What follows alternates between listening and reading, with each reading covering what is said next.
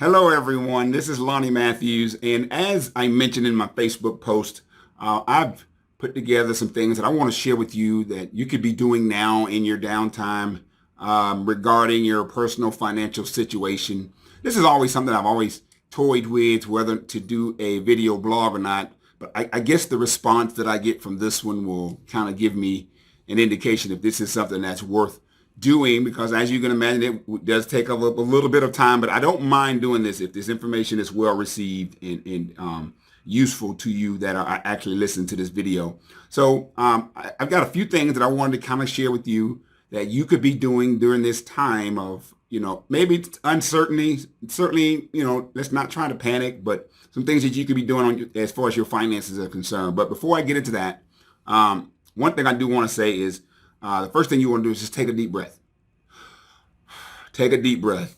This is some unusual times, to say the least. And what I've found during times like this is that people tend to make irrational decisions, and a lot of times financially irrational decisions, many things that you end up regretting later, like running to the grocery store and buying, 12 cases of tissue. I mean, that to me is just a very irrational thing. Now, if you needed tissue, then obviously you should buy tissue, but storing up on tissue, I still haven't quite figured that out. So that's just an example of, people giving into the fear. I'm not saying don't be fearful, be cautious, take this very serious, but at the same time, don't set yourself back financially by making some irrational decision in the moment. Now, if you're one of those individuals that have found yourself not working and that is affecting your income, this is a perfect opportunity to really assess your habits and the things that you do regularly when you do have money that you may or may not be able to continue to do. So that's going to take you having to sit down and really looking at your income. I'm going to share some things here in a moment that you can start doing. So trust me, I get it. We're here right now in our office, and we're affected by this as well, because a lot of our income comes from us going into schools, and I actually have contractors that work for me. So obviously, if we're not going to work, there's no payments being made. Therefore, the income is going to be affected by that. So definitely want to say that, hey, I am here with you. I'm feeling just the same as, with those individuals who, this has affected your livelihood. This is affecting your income. So just hang in there. All the more reason why you would want to explore some opportunities to get other streams of income, but we're going to leave that for another video at another time.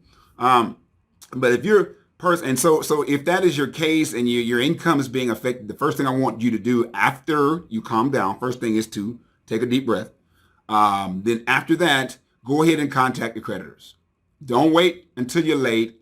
They would, be more than happy to work with you. Obviously during this time period, they get it. They know what's going on. So if you're having problems making payments, or you feel like you're not going to be able to make some payments, go ahead and contact your creditors. Find out if they have any programs that that they can use to help you through this process. At least let them know.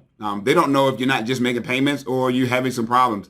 So just do yourself a favor. Go ahead and contact them. Start asking them if they can move some things on the back end. I know at one time I was going to be late on a car payment, and they were able to put it on the back end of the loan. So, those are options. But go ahead and contact your creditors if you foresee your income being severely affected by this.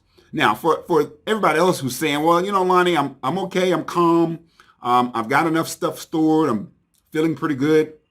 So far, my income should not be affected, but while I'm here, while I have this downtime, I just figured there's some things I could be doing to make myself in a better position financially. So for you, if you're that individual, then I got just a couple things. So right now, if you're sitting around sequestered and the kids are driving you nuts after you put them down and give them a nap, or maybe you do administer some belt therapy. Okay, that's for a whole nother conversation. But one thing I want to encourage you to do is go ahead and do your net worth statement.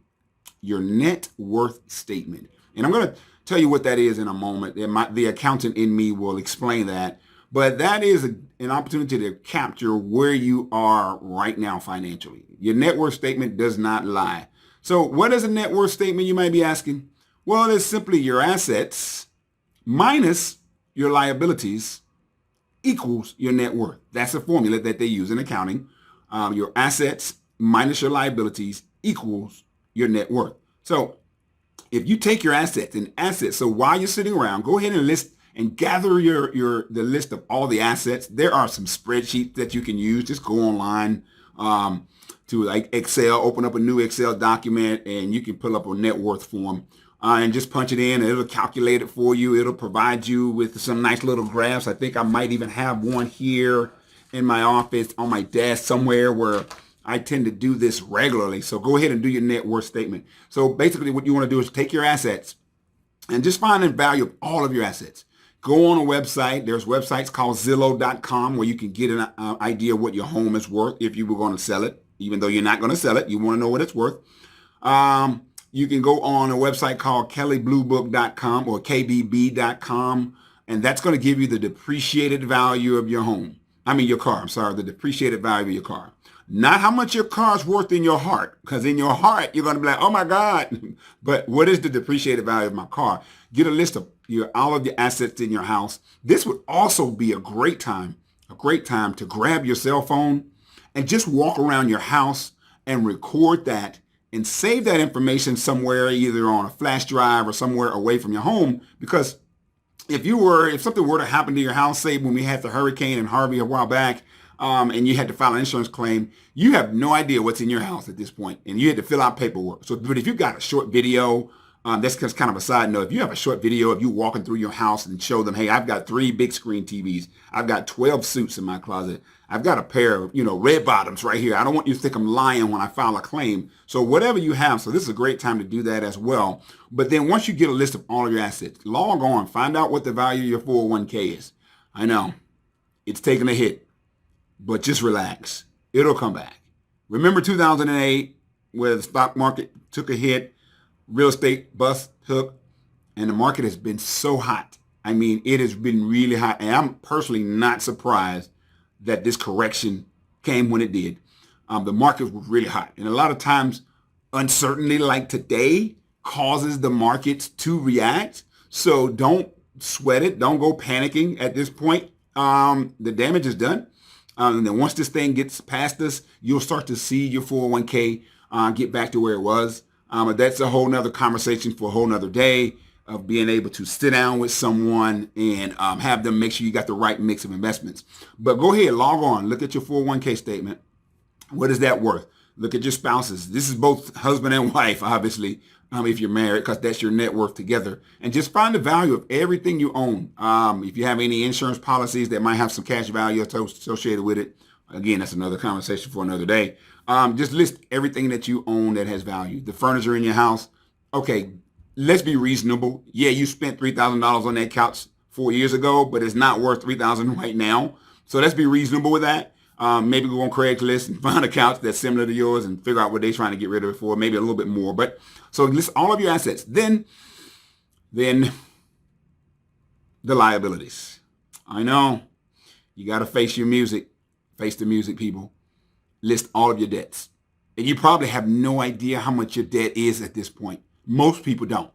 I didn't know until 15 years ago when my wife and I found ourselves behind on our house note, and I was trying to figure out where we were, and I realized we had about $80-some thousand in just consumer debt. That was credit cards, student loans, and car loans.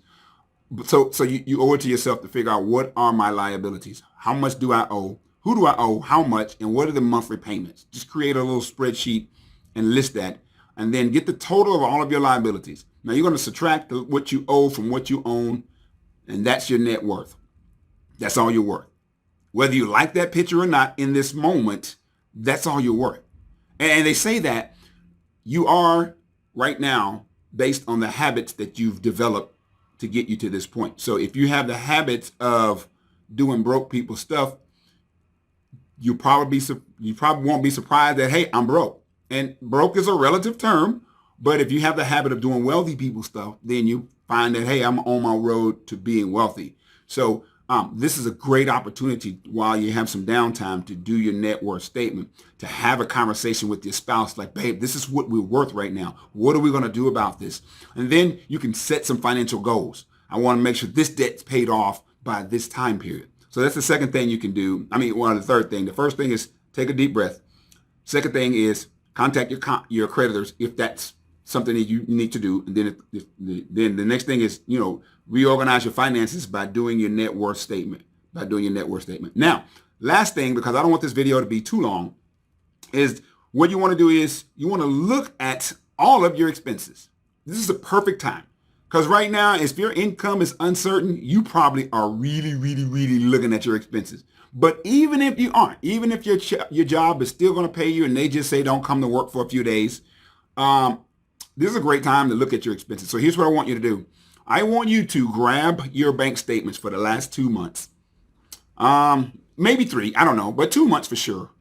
And then I want you to get a couple of highlighters out, maybe 3, 4 highlighters, and just start going back, looking at the expenses that you occurred during that month period, during that 2-month period.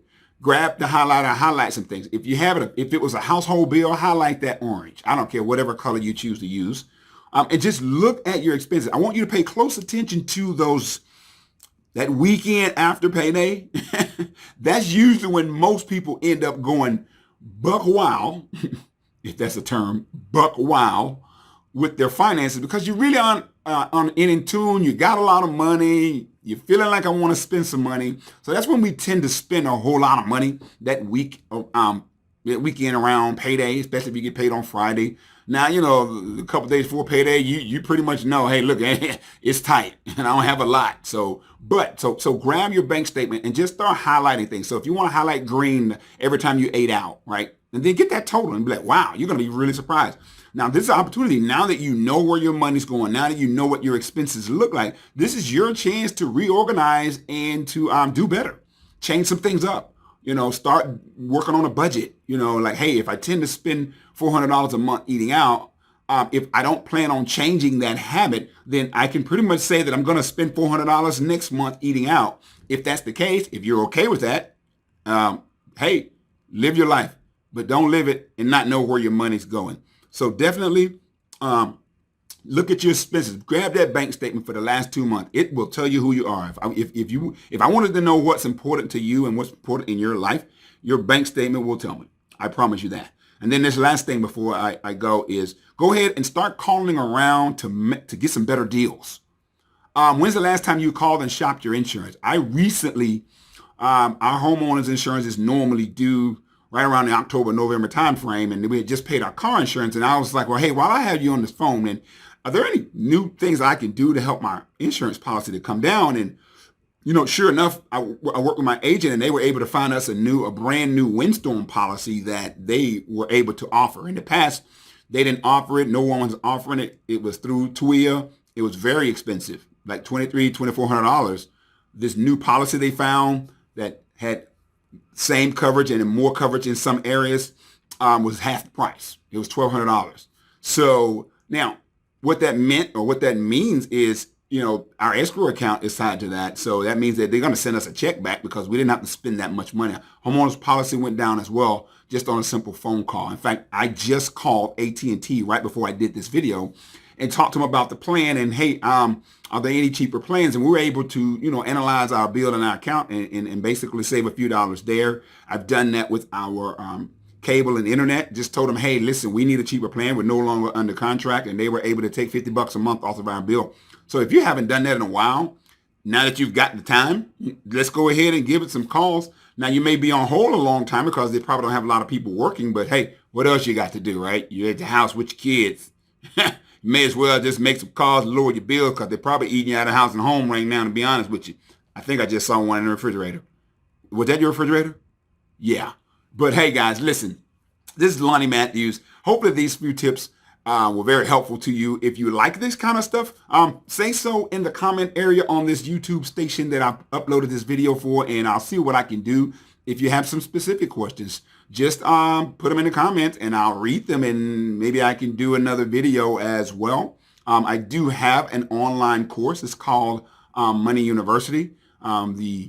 The URL should show up in this video, Money University, right up the top there. And you can log on and take this class as an online class if you like, if you really want some more information. So anyway, guys, thank you so much for your time. I really hope this information was very helpful.